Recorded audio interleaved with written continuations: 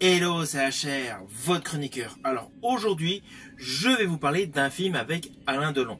Il y a plusieurs jours, lorsque j'ai fait une vidéo rendant hommage à l'acteur Alain Delon, je vous avais indiqué que je ferai prochainement donc une vidéo présentant un de ses films.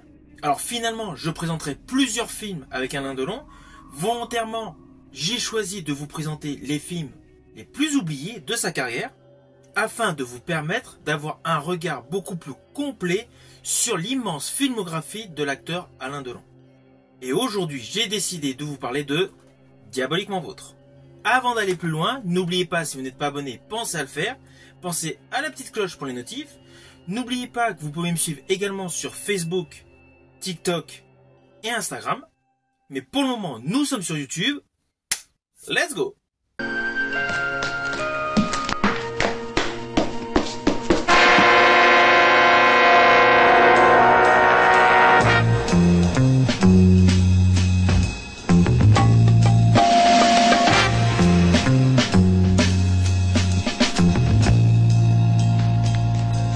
Pourquoi n'as-tu pas prévenu? Georges, comment peux-tu penser que moi, tu deviens fou? Fou? Ça commence. Alors tout d'abord, sachez que ce film Diaboliquement Vôtre est sorti en 1967.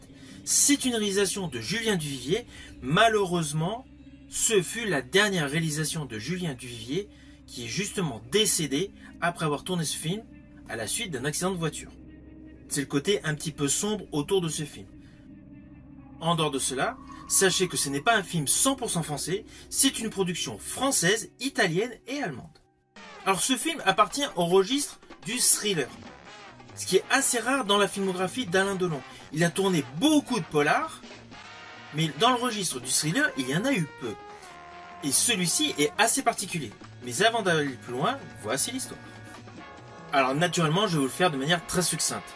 Dans ce film, le personnage interprété par Alain Delon a un terrible accident de voiture, d'ailleurs qui se déroule durant le générique de début, et justement à la suite de cet accident de voiture, il devient amnésique. Assez rapidement, au sein de l'hôpital, sa femme vient le voir, et forcément il ne se rappelle absolument pas d'elle. Sa femme répond au prénom de Christiane, et est interprétée par Santa Berger.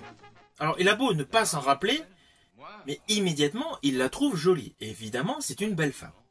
S'ensuit forcément son retour au bercail, c'est-à-dire chez lui, et là il découvre qu'il habite dans un château et qu'il a un domestique qui est en permanence avec lui, un domestique asiatique.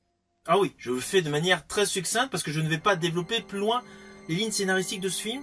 Vous me connaissez, je ne spoil pas et je tiens absolument que vous découvrez ce film qui est disponible par le biais de supports physiques DVD, Blu-ray ou tout simplement sur YouTube, Google Play ou pléthore de plateformes de streaming.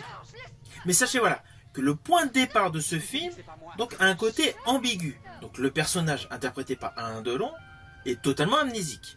En plus, son identité de Georges Campeau, il n'arrive absolument pas à s'y faire.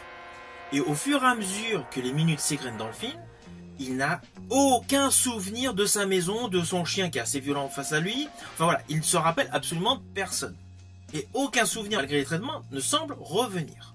Néanmoins, vous, en tant que téléspectateur, vous allez tout de suite vous rendre compte qu'il y a un problème. Car dès le début du film, dès la première nuit qu'il passe dans ce château, pendant qu'il dort, on entend une voix issue d'haut-parleurs lui transmettant des informations pour qu'il se rappelle certains souvenirs.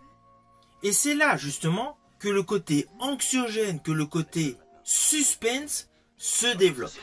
Alors oui, ce n'est pas le plus grand film de tous les temps. Mais c'est un bon thriller.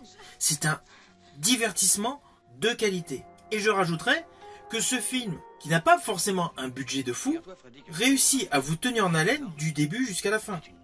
Car forcément, vous vous doutez, il va y avoir la confrontation de certains souvenirs qui vont émerger. À cela s'ajoute le domestique asiatique qui est très énigmatique, la femme totalement fatale, et un ami tout le temps présent au sein du château. D'ailleurs, on se demande pourquoi il est tout le temps là. Mais je vous rassure, vous allez le savoir dans le film. Ce qui fait qu'en fait, ce film aurait très bien pu être adapté en pièce de théâtre. Car c'est quasi un huis clos permanent, avec principalement 4 protagonistes. L'amnésique, la femme fatale, l'ami, le serviteur énigmatique. Ah oui, dans les seconds rôles, à un moment clé, on va retrouver Pied-Plu. Mais voilà, principalement, ce sont ces 4 acteurs. Et c'est là justement qu'on réalise que les 4 acteurs sont des acteurs de talent. Car au fur et à mesure des différents dialogues, des différents échanges, en fait, on est totalement capté par l'histoire. Comme quoi, on n'a pas besoin de mettre énormément de moyens pour attirer l'attention sur un suspense qui tient la route. Toute l'atmosphère de ce film est totalement mystérieuse. Et justement, l'ami Frédéric, c'est-à-dire l'ami médecin du personnage Georges Campeau, interprété par Alain Delon, est tout aussi mystérieux. Et il a pratiquement réponse à tout. Lorsque le personnage interprété par Alain Delon lui pose des questions par rapport au fait qu'il n'a aucun souvenir de son adoration de la Chine et des produits exotiques issus de l'Asie, mais qu'en fait, il a énormément de souvenirs par rapport au couscous qu'il aime et par rapport à l'Algérie, son ami médecin Frédéric trouve toujours une réponse qui tombe sous le sens, de manière à recadrer au plus vite le personnage Georges Campeau. Ainsi, au fur et à mesure qu'on avance dans ce film, le suspense et le côté mystère est de plus en plus conséquent. Même si la réalisation sur le fond de Jean Duvivier est assez classique, assez convenue. Mais l'ensemble de sa direction d'artiste, de sa direction artistique, dans ce film Diaboliquement Vôtre, est parfaitement orchestré. Du coup, on croit pleinement à cette histoire. Alors justement, concernant cette histoire, sachez qu'elle est adaptée d'un roman de Louis C. Thomas, qui a pour titre Manie de la persécution. Alors pourquoi je vous précise cela? Parce qu'en fait, aux États-Unis, il y a eu un autre film réalisé par Wolfgang Petersen, avec dans les rôles titres Tom Berenger, Bob Hoskins et Greta Scacchi, qui a pour titre Trouble, et qui a un point de départ assez similaire. Pourtant, l'histoire est radicalement différente après dans le déroulé. Mais le thème de base de l'homme qui a un accident, qui devient amnésique, qui est recueilli par une femme, et en fait, est-ce que c'est réellement son identité, l'identité qu'on lui donne? Eh bien justement, c'est similaire dans ce film américain, qui est sorti des années plus tard.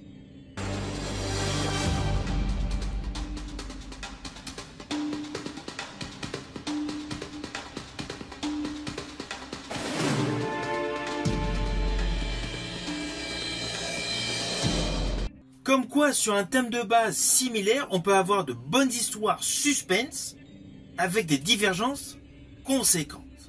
C'est un film qui n'a absolument pas vieilli et sa trame scénaristique tient réellement la route. Je vous dis à bientôt pour une prochaine vidéo.